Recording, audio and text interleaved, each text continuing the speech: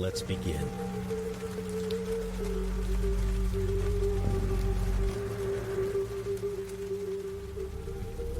It was a chilly October night when my friends and I decided to indulge in a late-night craving at McDonald's. The golden arches glowed like beacons in the darkness, promising warmth and delicious comfort food. We piled into my car and headed for the drive-thru, our laughter and anticipation filling the vehicle. As we pulled up to the menu board, a static-filled voice greeted us, crackling through the speaker. We placed our orders.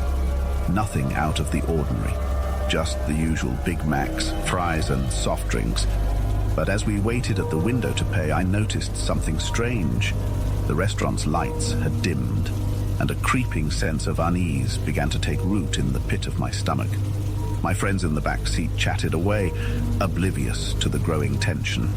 I strained to see inside the restaurant through the drive-thru window, but what I witnessed made my heart skip a beat.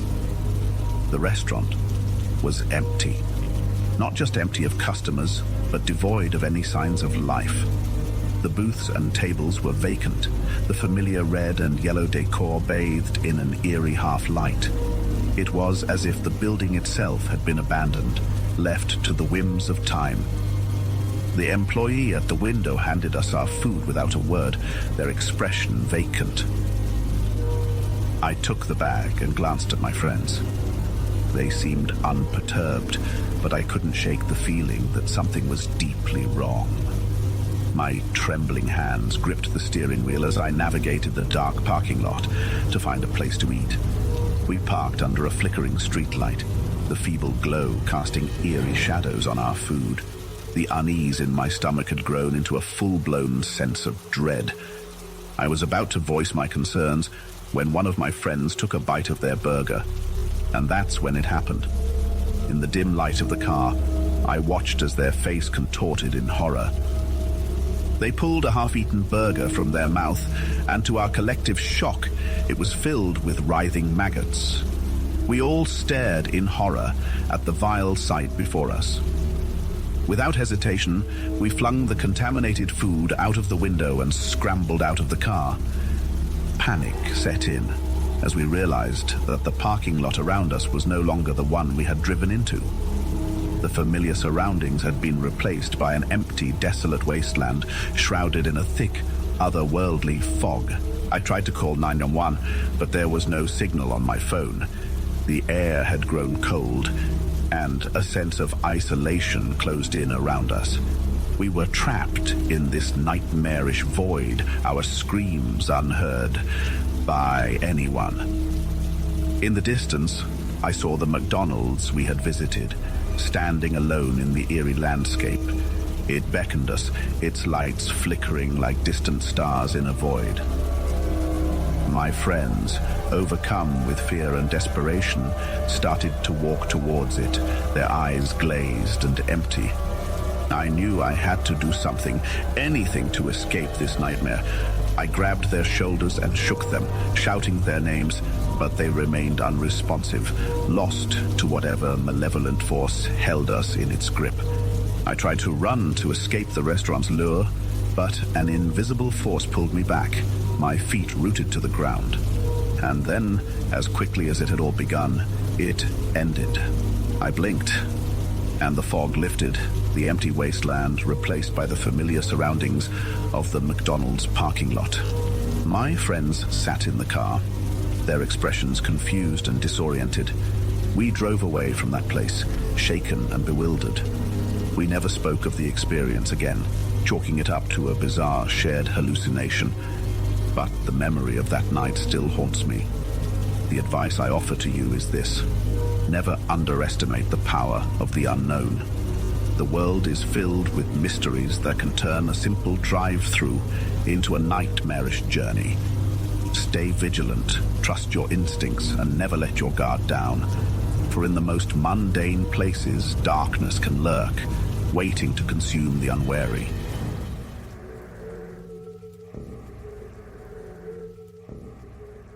It was a typical Saturday evening, and my family and I decided to treat ourselves to a meal at McDonald's.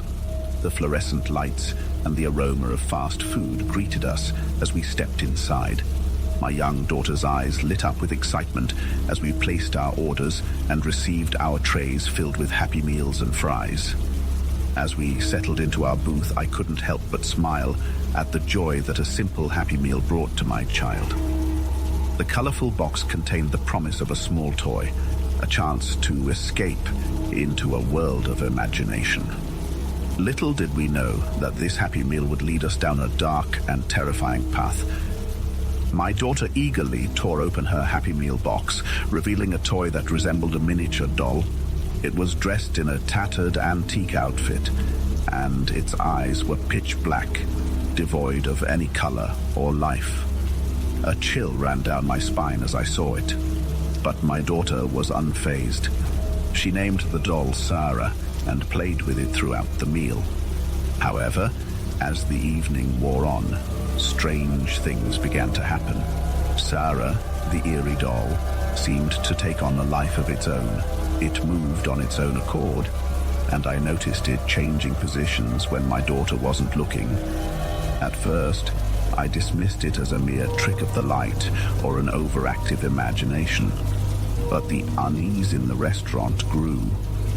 The lights flickered erratically, and a shadowy figure moved among the tables, unnoticed by the other patrons. I tried to draw my daughter's attention away from the doll, fearing it might be causing her distress, but she refused to let it go. She whispered to it as if it were a real friend, and the doll's pitch-black eyes seemed to watch me with a malevolent intent. The other diners had started to notice the bizarre occurrences too. Whispers filled the air, and a palpable tension gripped the room. As we prepared to leave, the unease in my chest had turned into sheer dread. I had to take the doll from my daughter, to remove it from our lives and put an end to this eerie nightmare. But when I reached out to grab it, the doll resisted. It fought back, and I felt a freezing cold radiating from its tiny form.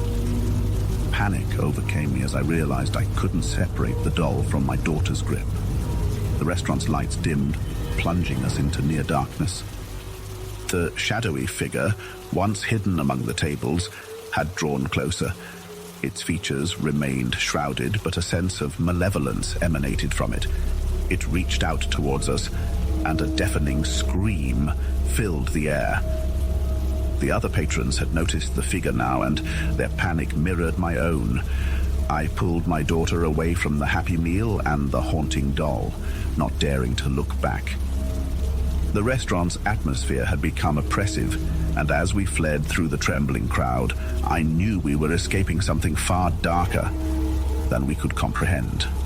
The advice I offer is this: sometimes it's better not to delve too deeply into the unknown. Objects that seem innocent can harbor malevolent forces, and what appears to be a simple Happy Meal toy can lead to a terrifying encounter. Trust your instincts, and when something feels amiss, don't hesitate to protect your loved ones. For in the most ordinary places, the extraordinary can manifest, bringing with it fear and dread beyond imagination.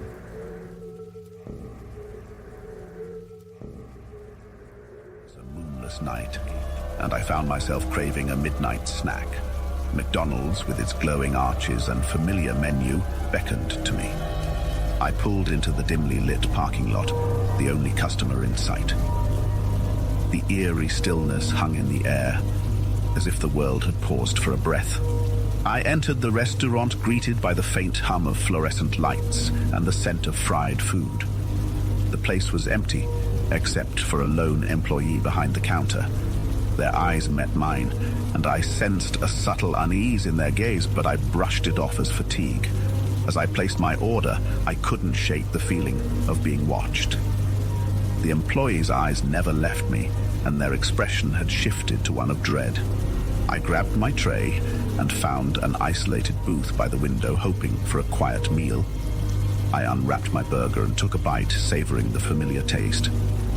But my sense of unease grew stronger. The fluorescent lights overhead flickered, casting eerie shadows that danced on the restaurant's faded walls. And that's when I noticed them.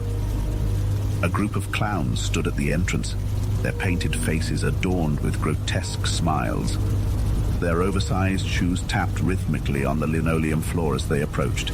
Each clown held a balloon, but their cheerfulness seemed forced and unnatural.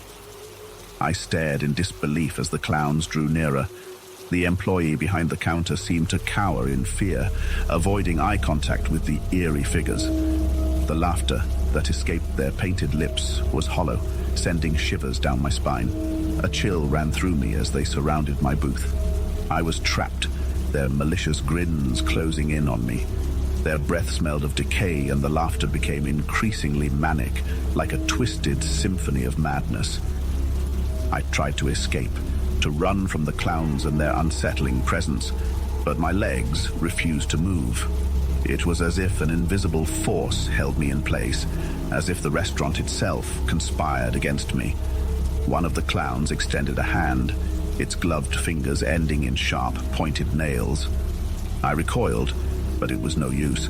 The clown's icy touch grazed my cheek, sending a surge of terror through me. Its voice, though still forced, whispered in my ear, "Join us." And that's when I knew I had to fight back. With every ounce of willpower, I pushed the clown's hand away and bolted from the booth. The other patrons had become motionless, trapped in their own nightmarish encounters. I reached the exit, gasping for breath as I burst through the doors. The moonlight outside seemed brighter, purer, and I never looked back. I ran until I reached the safety of my car, my heart pounding and my mind racing. The advice I offer you is this: trust your instincts. When you sense something is amiss, don't dismiss it as paranoia. The world can be a strange and terrifying place, and sometimes the familiar can transform into a nightmare. Stay vigilant, and don't let the darkness of the night consume you, for there are things out there that defy explanation and reason, waiting to ensnare those who venture too close. Thank you for being here when you have so many other options.